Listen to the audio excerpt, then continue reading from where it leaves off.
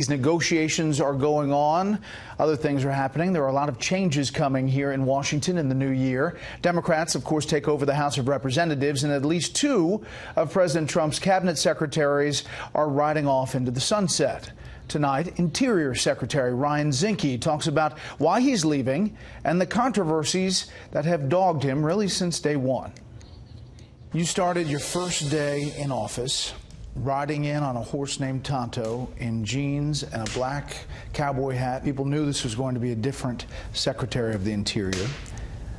Why are you leaving? I think at the end of the day, what's important? What's important is Interior's mission. And I love Interior and I love our public lands. But there comes a time when it's about Ryan Zinke and not the Interior. And the distractions outweigh the accomplishments. And so looking at it, it's time to dismount. I enjoyed my time. I had a great ride. In a rodeo analogy, great ride, 8 seconds, great score. I got off the horse. And there are talented people that can continue the mission. I don't think the mission's going to change. The direction that we led Interior is the right direction. Were you forced out? No, the president, I think, was sad but understood I was leaving. I do have the president's full support. I exercised what the president wanted. January 22nd. Usually there's a tension between the department's mandates to protect the nation's natural resources and to manage them for commercial use. Under Zinke, the only question from the Redwood Forest to the Gulf Stream waters is how fast these resources can be auctioned off. Bunk. And let me tell you what they don't say is that we've opened up millions of acres for public access, hunting and fishing. We've opened up 39 wildlife refuges. We've expanded wilderness. We've initiated wildlife corridors, first ever. I've withdrawn minerals in sensitive areas from oil and gas leases. What they don't say is actually we are one of the leading conservationists. No one loves public land more than I do. But you can't not manage our public lands. And those that want to wrap it up in bubble wrap are fully content with watching our forests burn down. The level of destruction that has occurred by not managing our assets, particularly our forests, unprecedented. All they got to do is maybe New York ought to go out and take a look at Paradise, California, and look at the level of destruction mismanagement causes. And you're convinced that that's the reason? That's certainly one of it. One of the reasons, it's drought. Temperatures are rising, the season's getting longer, but it does not relieve you the responsibility to manage. That's removing the dead and dying timber, and the president's right. It is a management issue as much as anything else. Your critics say that you turned a blind eye to science when it came to climate change, and that you really specifically tried to clamp down in this department on that issue, and then this big report comes out. Tell me your assessment of that report. Well, I wish they would actually read the 1,700-page report, because the report itself is pretty good. It talks about 200 models. There's over 1,000 variables. I think if there's a flaw in the report, it's the summary focused on the catastrophe. The report looked at a full range of options. The media only focused on worst case every time. And yes, we should look at energy being efficient. In the U.S., by the way, we're reducing our carbon footprint. Our CO2 is down, our methane's down, overall emissions is down in this country. As compared to? Europe's up, China is way up, India's up, Russia's up, everyone else is up. We're going down while we have our record-breaking oil and gas production. Seeing all the data, you believe in man-caused climate change? And there's no doubt in my mind that the climate is changing. It's always changed, but it's changing in ways that we don't understand. You mentioned the investigations. There are a lot of them. There's allegations. I got investigated on my socks. Make America Great Again. My wife being in the same car. What do you want to do? You wanted to run outside the car? Whitefish Energy. The only thing I have in common with Whitefish Energy is I'm from Whitefish, Montana, and I graduated from Whitefish High School. So they make the allegations. With great fanfare, they announce them. Hits the media, nice clickbait. 6 months later, every investigation, 10 so far completed, always has the same conclusion.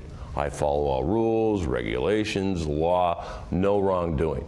That doesn't get reported. The other thing, the casino lobbying allegation that you made a decision against a Bureau of Indian Affairs recommendation on 2 casino operations because they charged that you talked to MGM Resorts. The court agreed with my decision.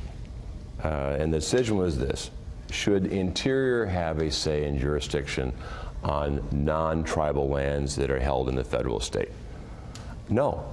Is that if it's a tribal land held in the federal state, I should have a say. If it's not, the tribes are sovereign, they're free to do what they want, but no state legislature should dictate terms to the federal government, yes or no. So the decision was upheld in court. It was the right decision. National Park Service report deleted all mention of human-caused climate change at your direction?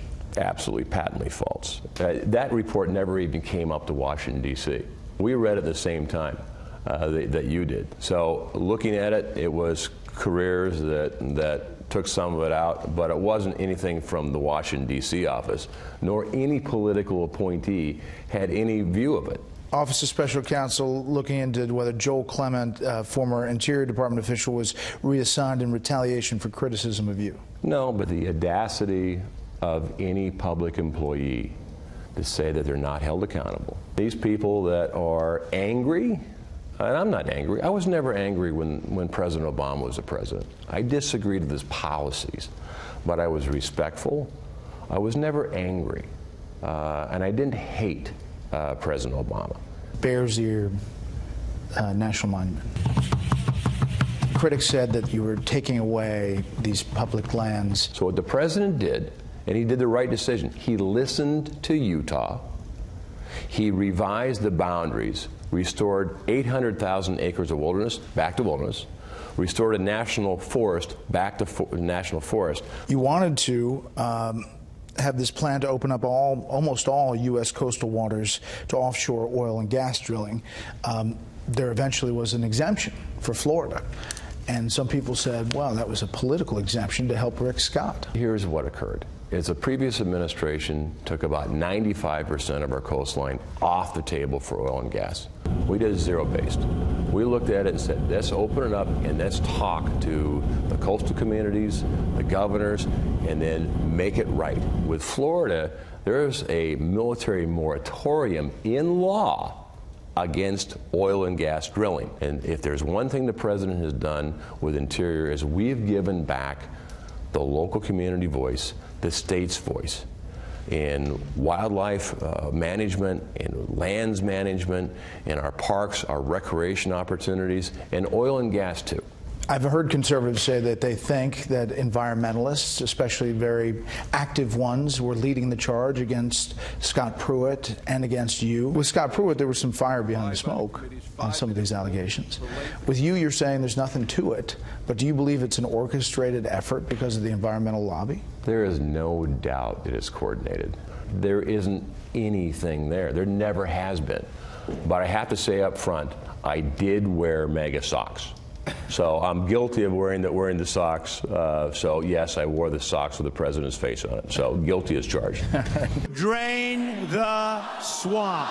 The president campaigned on draining the swamp. His critics will say that the swamp got the better of him, and some people in his administration became the swamp. How do you respond to that? I think when you start draining the swamp, it exposes the serpents, and they don't like it. The president's done a magnificent job beginning to drain the swamp, but this is a battle. That's a battle for America's future.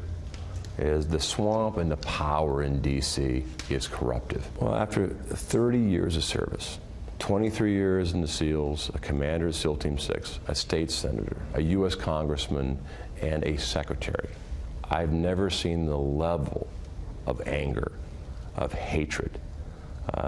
They have threatened my wife, my family, trespassed on our property, put signs around the neighborhood. They have lied, cheated, and make false allegations. This country needs to take a deep breath and understand we're all Americans. This is, I think, the best view in Washington, D.C.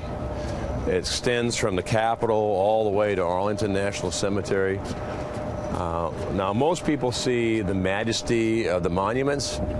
Secretary, what I see is about $800 million of backlog and repair. We're prioritizing the backlog of our infrastructure. Our parks are not Republican or Democrat. They're American. They're red, white, and blue. You going to miss this? I am. But I'm going to see it from kind of like getting off a horse. I'm going to see it from a different perspective. And sometimes looking at Washington from Montana, that's not a bad view at all.